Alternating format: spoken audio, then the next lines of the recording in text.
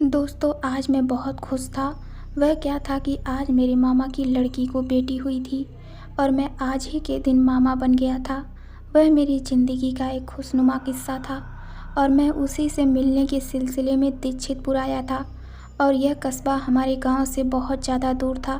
तो ऐसे में मैं और मेरा ख़ास यार अनिकेत हम बस से आए थे, लेकिन जाते समय पता चला कि यहाँ से नाइट की कोई बस ही नहीं है। तो इस हालत में हमें पहले तो दीक्षितपुर से बस पकड़नी होगी और फिर रेलवे स्टेशन जाना होगा और ट्रेन स्टेशन पर पहुंचने के बाद हम सीधा अपने गांव विराटनगर पहुंच जाएंगे। वैसे तो यहाँ आते समय भी सफ़र ने हमें बहुत ज़्यादा तंग किया था, पर उम्मीद थी कि अब हम अच्छे से लौट जाएंगे। दीदी से मिलने के बाद हम खुशी खुशी हॉस्पिटल के सेकंड फ्लोर से नीचे आ गए और उसके बाद हॉस्पिटल के सामने से एक ऑटो पकड़कर बस स्टैंड के लिए निकल गए। बस स्टैंड पर पहुंचते पहुंचते हमें 5 बजने को आए थे। ऐसे में हमें पता चला कि आखिरी बस शाम के 8 बजे के बाद गुजरने वाली है, जिसके आने में अभी भी टाइम बचा हुआ है। फिर हम वहीं बस स्टॉप पर बस का इंतज़ार करने लगे, पर कुछ देर से एक पुलिस वाला हमें घूरे जा रहा था, मानो हम कोई चोर हैं। मेरी पलकें भी मेरी इच्छा के बिना ही उसकी आंखों से टकरा जाती। फिर वह पुलिस वाला हम दोनों के पास आया और थोड़ी ऊंची आवाज़ में बोला, अबे वो 1.5 पसली के, यहाँ क्या कर रहे हो? कितनी देर से तुम लोगों को देख रहा हूँ। चलो पुलिस थाने, तुम दोनों को अभी ठिकाने लगाता हूँ। फिर किसी तरह उस पुलिस वाले के सामने हाथ जोड़कर मैंने उसे शांत किया और पूरी बात बताई। फिर वह पुलिस वाला चुपचाप अपनी ड्यूटी पर लग गया। सफ़र की शुरुआत ही ख़राब हो गई। कुछ देर बैठे रहने के बाद बस स्टैंड पर बस आ गई और मैं और अनिकेत बस में चढ़ गए। हमने देखा कि बस में ज़्यादा भीड़ नहीं थी, सिर्फ कुछ गिने चुने यात्री ही बचे हुए थे। फिर उस बस का कंडक्टर हमारे पास आया और एड्रेस पूछने लगा कि हमें कहाँ पर जाना है। तो मैंने धीरे से कहा, भैया जी आप हमें बीजपुर रेलवे स्टेशन के बगल में उतार देना। जैसे उस कंडक्टर ने मेरे मुंह से उस रेलवे स्टेशन का नाम सुना तो उसका चेहरा सफ़ेद पड़ गया कि जैसे मैंने उसके बारे में कुछ गलत कह दिया हो। फिर मैंने विराटनगर के बारे में पता किया तो उस कंडक्टर ने कहा मुझे नहीं मालूम। फिर वो आगे चल गया, मगर ड्राइवर के चाल चलन एक पल में ही बदल गए। फिर बस रेलवे स्टेशन के पास रुकी तो मैं और अनिकेत बस से नीचे उतर गए और उतरते समय उस कंडक्टर ने बहुत धीमे स्वर में कहा, भगवान इनकी रक्षा करे। पता नहीं क्यों, लेकिन उस बस से नीचे उतरने के बाद बस का वह कंडक्टर पीछे मुड़ मुड़ के बार बार हमें देख रहा था। मैंने खास ध्यान नहीं दिया और रेलवे स्टेशन की तरफ चल पड़ा। मेरा दोस्त अनिकेत और मैं रास्ते को ढूंढते हुए हम दोनों किसी तरह उस रेलवे स्टेशन पर पहुंचे। तो हमने देखा कि रेलवे स्टेशन पर इस समय तो ढेर सारे लोग दिखाई दे रहे थे। फिर उसके बाद मैं टिकट काउंटर पर गया तो मुझे पता चला कि विराटनगर जाने वाली ट्रेन यहाँ की लास्ट लोकल ट्रेन होती है। समय के बारे में पूछने पर पता चला कि उस लोकल ट्रेन का निर्धारित समय 12 बजे का है।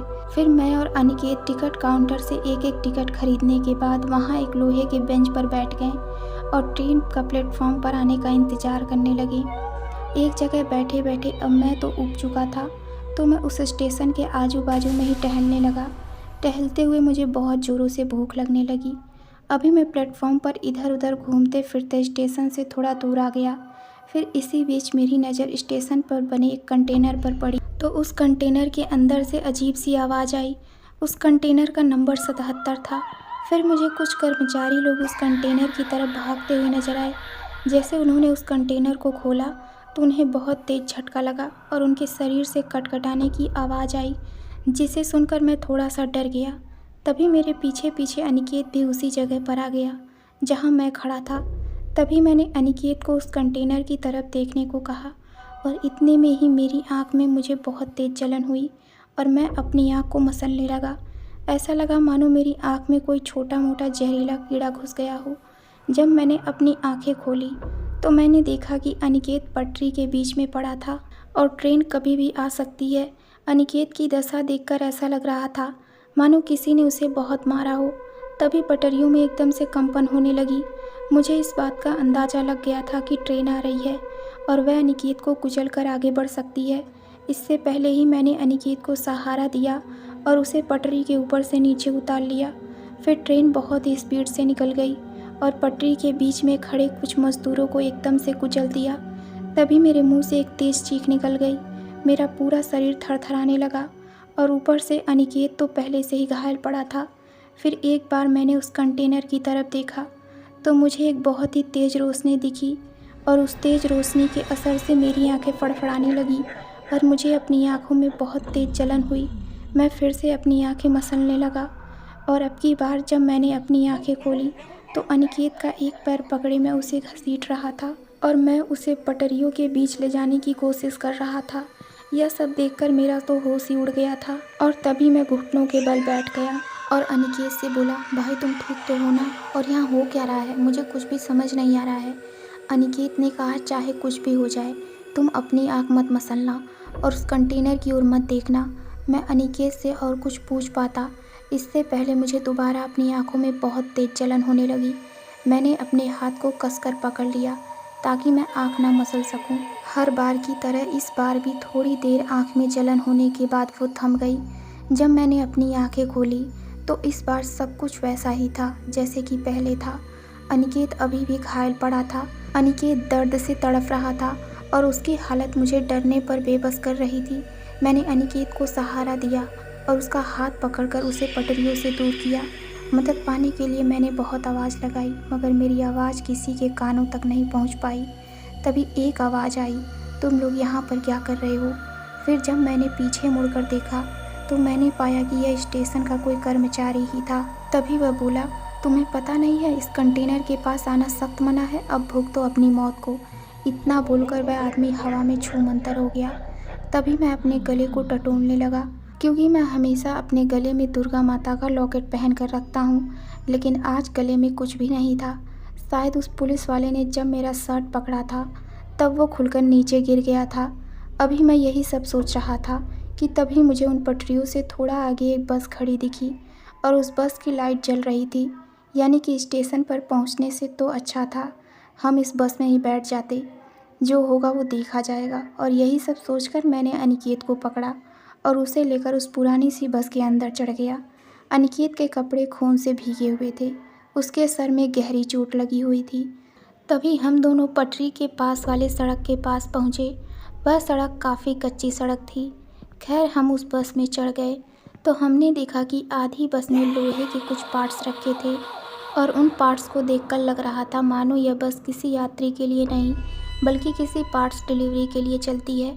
बस में काफ़ी सीट्स खाली पड़ी थी और कुछ लोग भी बैठे दिख रहे थे और उन लोगों की गर्दन उनके धड़ से नीचे लटक रही थी। मैं अनिकेत का हाथ पकड़कर उसे एक खाली सीट पर ले गया और फिर बस भी खुल गई। ड्राइवर ने जैसे ही बस को निकाला इतने में मेरी नज़र उस बस में पड़ी एक लाल पोटली पर पड़ी और जैसे ही मैंने उस लाल पोटली को देखा तो बस का एकदम से ब्रेक लग गया और बस रुक गई।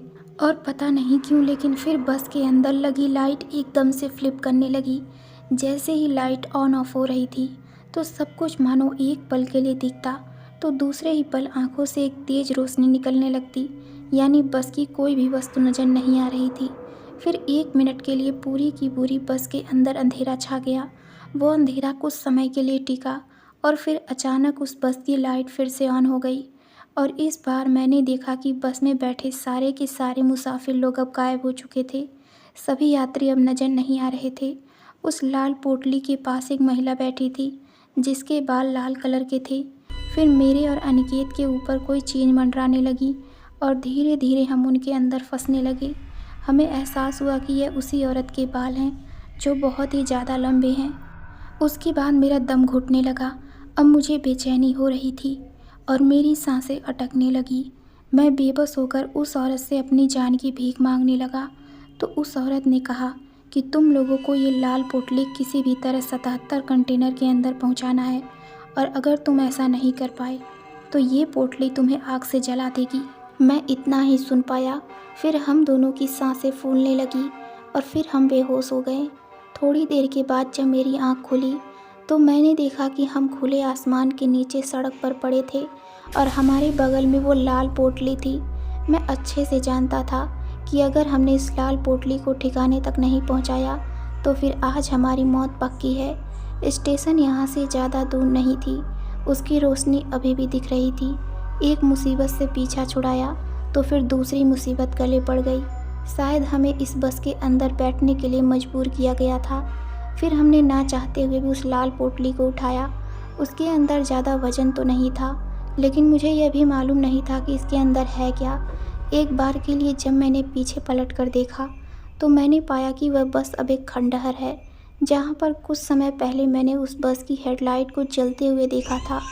तो अब वहीं बस एकदम स्थिर खड़ी थी, जैसे सालों से वहीं पर है। मैं उस लाल पोटली को लेकर धीरे धीरे उस कंटेनर के पास पहुंचा तो अचानक ही वहां ढेर सारे लोग इकट्ठा हो गए।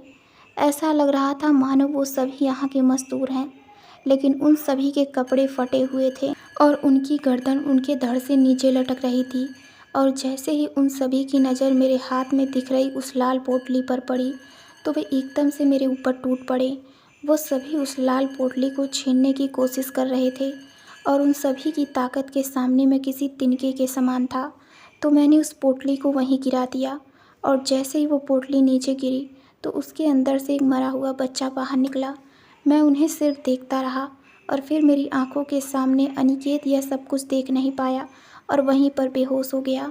मैं इस बात को अच्छे से जानता था कि अगर हम कुछ देर और यहाँ पर रुके तो मैं और अनिकेत बहुत ही जल्द इन शैतानों के भोजन बन जाएंगे। फिर मैंने अनिकेत को सहारा दिया और निकलने की कोशिश करने लगे, लेकिन आज हमारी किस्मत हमारा साथ छोड़ चुकी थी। मैं और अनिकेत अचानक ही एक मालगाड़ी से टकरा गए। ताज्जुब करने वाली बात तो यह थी कि हमें मालगाड़ी की आवाज़ तक सुनाई नहीं दी।